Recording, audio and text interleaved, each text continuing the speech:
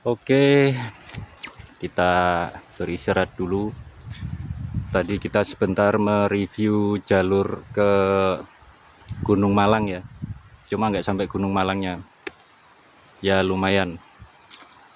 Kalau pengen langsung patas ke Gunung Malang, dari tulisan ini, botol-botol bertuliskan Bukit Jabal ini ke kanan, kita ke Bukit Jabal, bisa juga ke Gunung Malang. Kalau lurus ini langsung ke Gunung Malang. Sana dari arah base camp. Oke, sebat dulu, sebat ngomel ngomel. Oke, assalamualaikum. Kita lanjut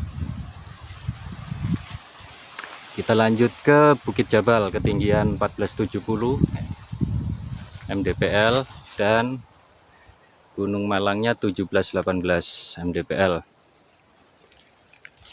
Infonya dari Bukit Jabal ke Gunung Malang itu 30 menit nyantai ya, katanya.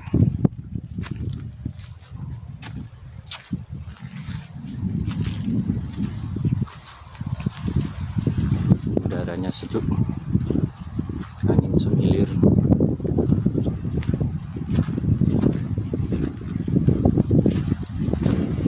Wah, tanjakannya aduhai.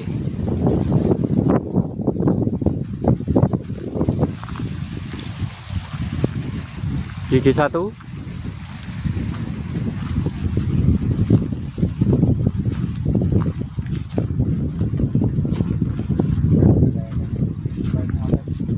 Alhamdulillah, dia pengertian loh. Merong.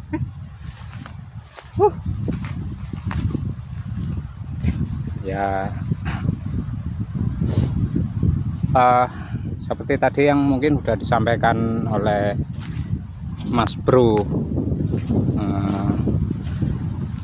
kita tadi sempat mereview jalur yang langsung ke Gunung Malang. Akhirnya kita kembali ke jalan yang benar, alias mendaki ke Bukit Jabal, dan berawal dari pertigaan di bawah barusan. Inilah jalur yang mulai menanjak, jalur nafas kuda.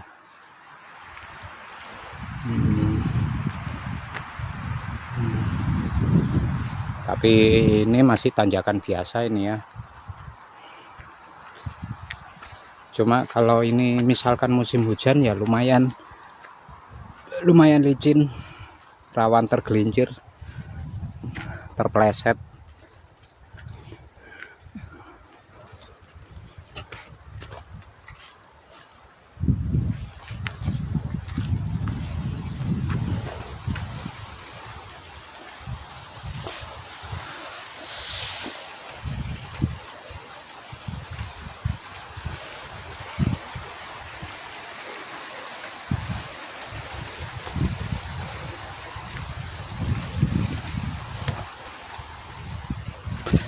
Nah,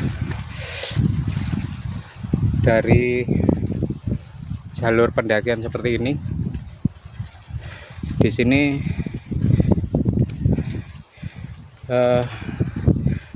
kita bisa mulai mengerti, memahami betapa pentingnya alas kaki yang layak. Apapun itu yang kita pakai, sandal, sepatu sandal, sepatu biasa, sandal gunung, nah itu penting, karena walaupun ini jalurnya ada taki-taki, tapi tetap rawan terpleset, apalagi kalau musim hujan.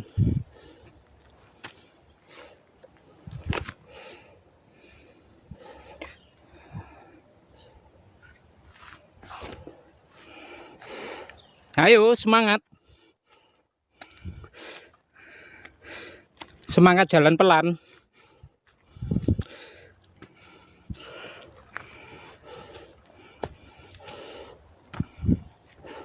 lumayan tanjakannya, bukan lebih menguras tenaga atau nafas,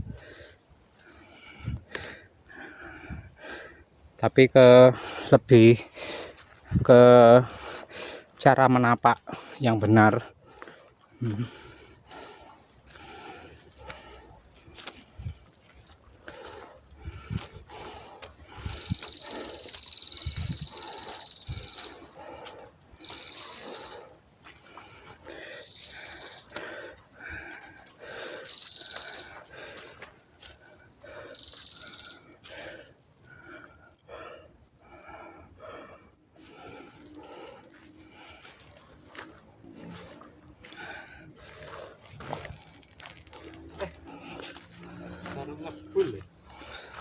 Ya.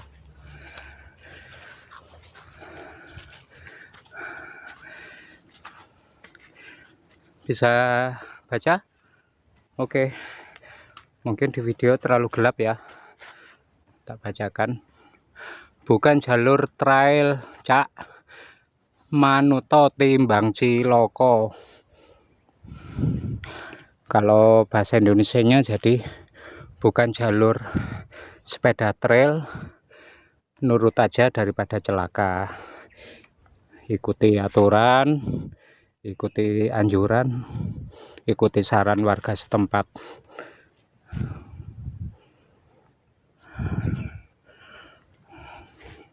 Oke, kita lanjut naik.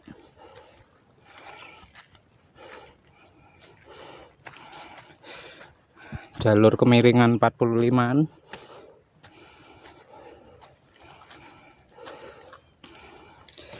Sekali lagi, di sini nomor 1 bukan kecepatan, atur nafas, atur ritme nafas dulu, jangan sibuk sama kaki. Nafas dulu, benerin, kaki akan mengikuti. Kalau nafas teratur, distribusi tenaga itu akan teratur juga, dalam arti jalan itu nggak akan lekas capek. Walaupun namanya jalan kaki ya tetap aja capek.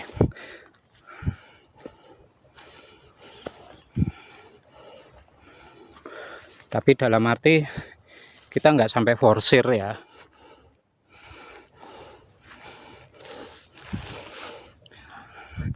Arti dari forsir itu apa sih?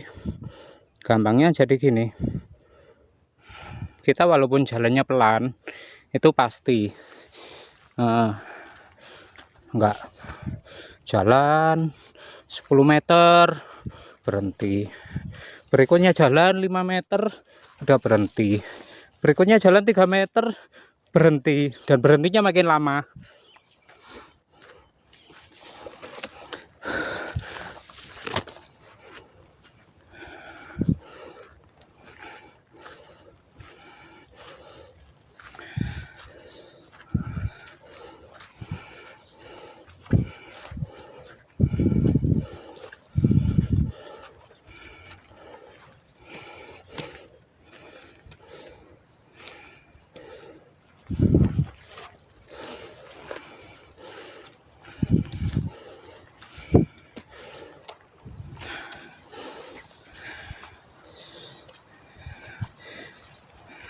Sebagaimana pernah kita sampaikan di konten sebelumnya, gimana caranya mengatur nafas biar lebih cepat teratur.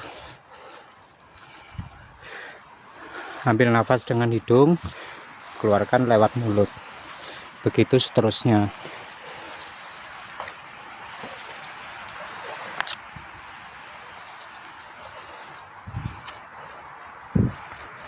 Wow, capek mas bro? Nggak capek, cuma serasa jadi kuda.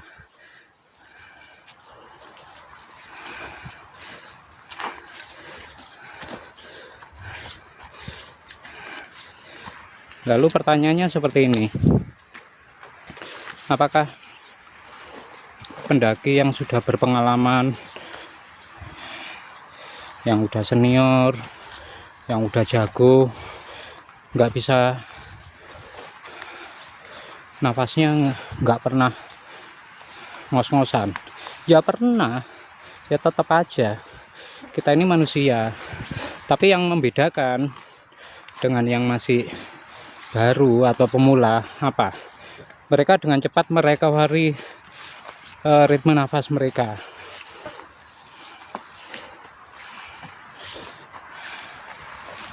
Dari ngos-ngosan sampai bisa mengatur nafas itu hanya dalam hitungan sekian detik atau sekian menit saja. Sementara banyak yang masih pemula atau belum pernah mendaki gunung, dari bawah sampai ke atas nafasnya tetap tersengal-sengal.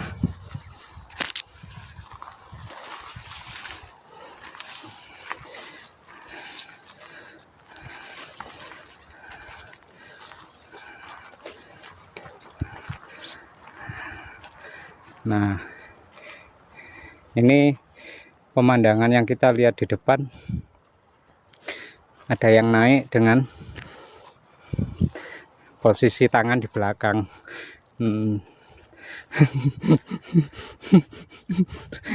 Kerasa jadi napi, Bang.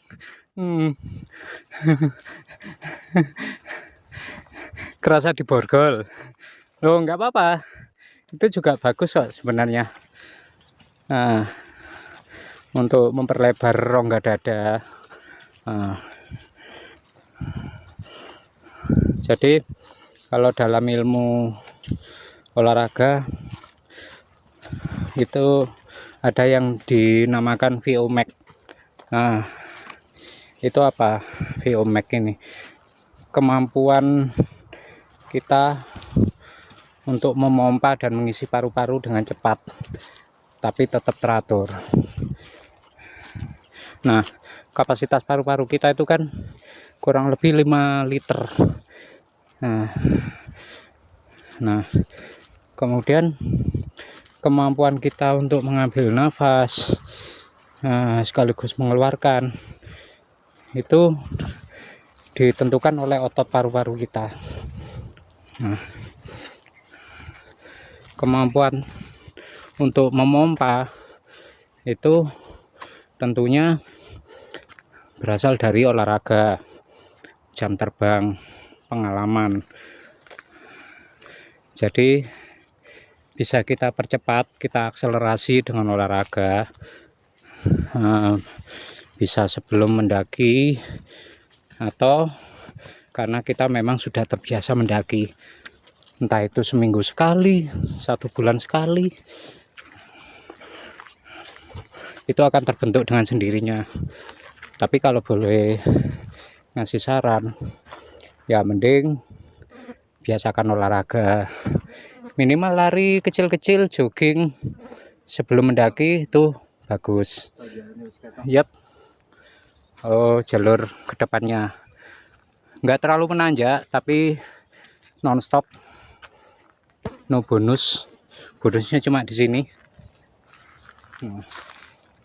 Bisa untuk buka tenda, untuk camping hanya cukup 1. Sepertinya di puncak bukit itulah posisi pos 1. Oke, mari kita lanjut.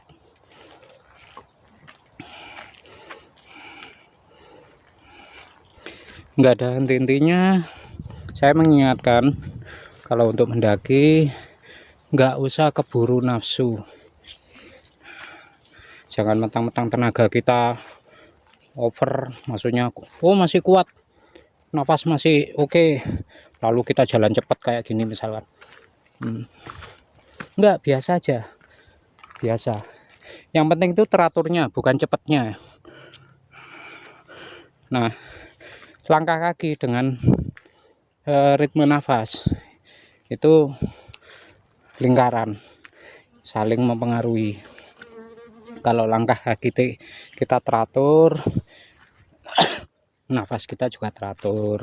Kalau nafas kita teratur, distribusi tenaga ke kaki juga lebih enak. nggak cepet capek, nafas juga cepat teratur dari ngos-ngosan. Nah,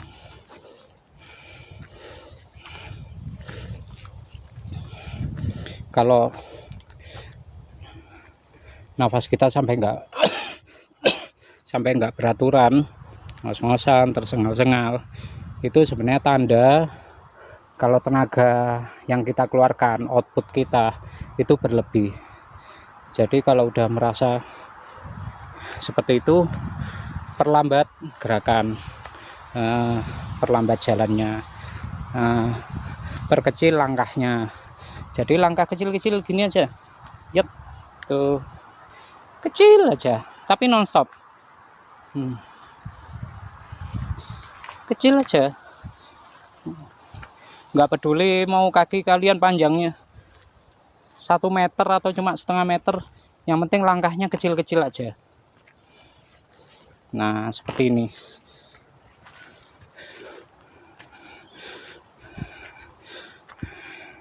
Kalau udah pro, kalau udah sering naik gunung, mau perlebar langkah juga nggak masalah. Nah, kan udah ngerti kuncinya.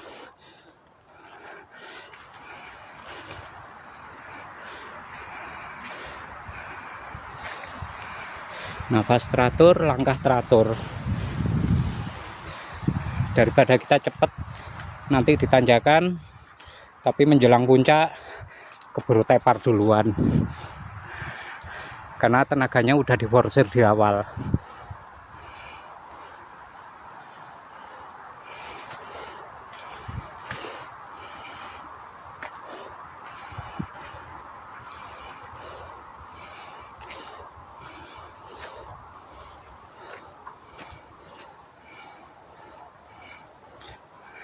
Mas bro, noleh dong. Kenapa bang?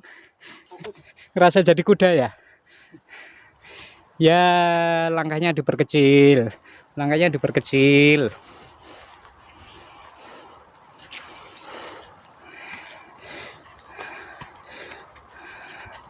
Oh ya, mungkin ada yang ngomong gini, ya enak situ jalannya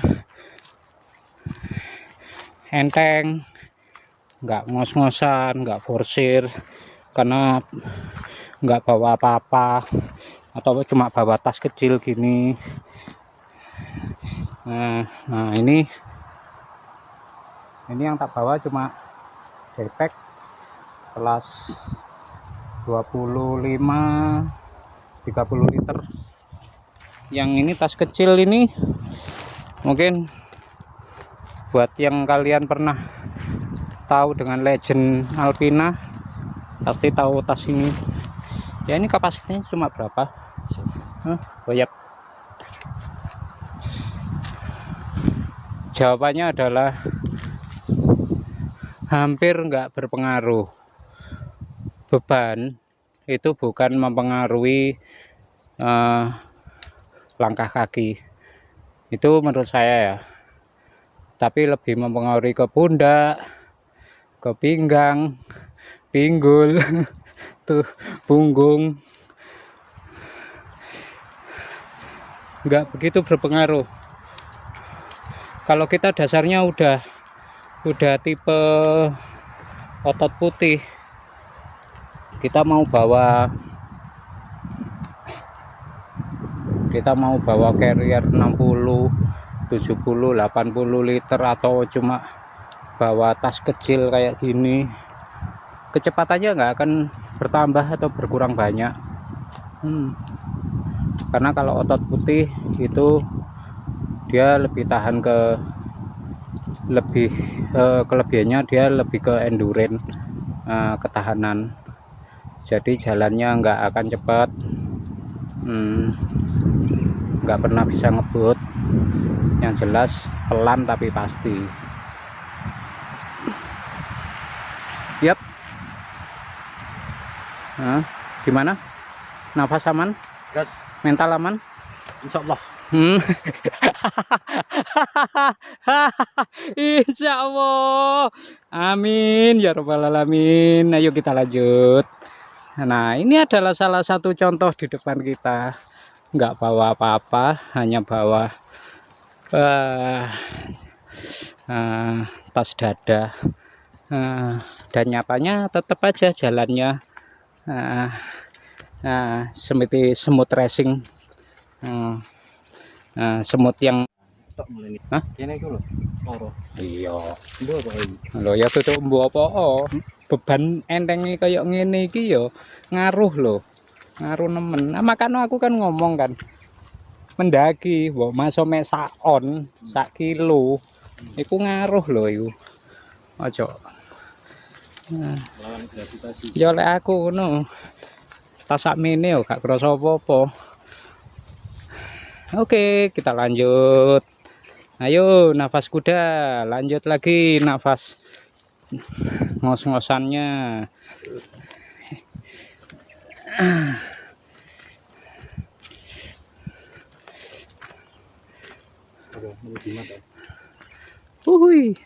Jalannya naik terus, saudara-saudara.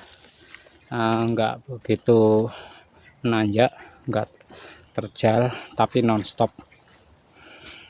Jadi yang kita lalui itu adalah punggungan bukit yang entah puncak ini, di puncak bukit yang kita daki ini kurang berapa puluh atau kurang berapa ratus meter.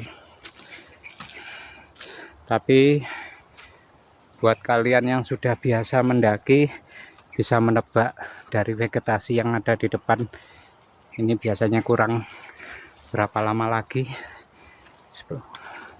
udah sedekat apakah. Kalian bisa menjawabnya sendiri.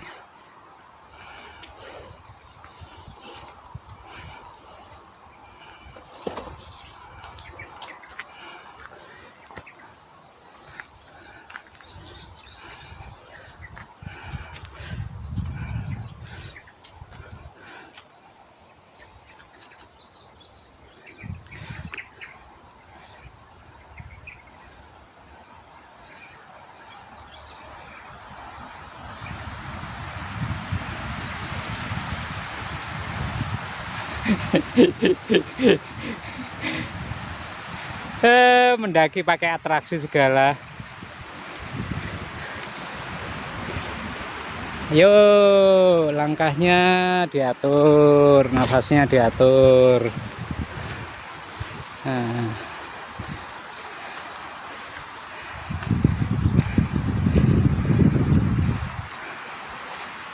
Sebenarnya ada cara yang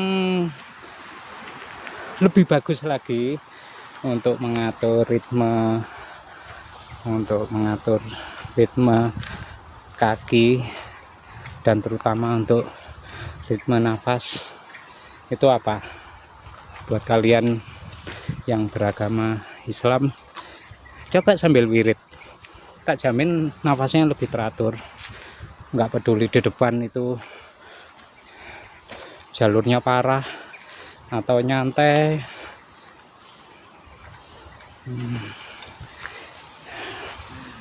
Oh enggak, udah turun atau masih mau naik? Udah turun. Oh, ini ke Bukit Jabalnya masih kurang berapa jam? Berapa? Setengah jaman. Setengah jaman. Udah dekat ya berarti ya? Loh, Cuma jalannya ini naik, Pak. iya ya. Oh enggak ada. Dalannya super bonus kabeh. Kayak kan dalan munggah, dalan mudhun tok ono e. Setengah jaman. Aja. Apa? Pos telu. Loh, kok pos telu? Pas dia pas telu. Enggak. Luwih cidok dalan mudhun tok iki nang puncak.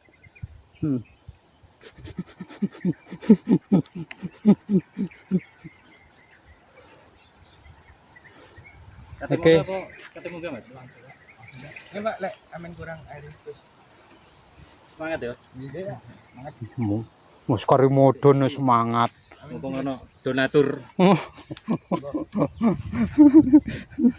Oke, kita udah sampai di pos 2. Kita bertemu dengan 2 pendaki yang sudah turun dan rupanya lagi makan siang. Entah makan siang atau sarapan siang ya. Oh, sarapan siang. Oke. Dan Mas Bro dengan serakahnya minta donasi air. Japrem ya Mas.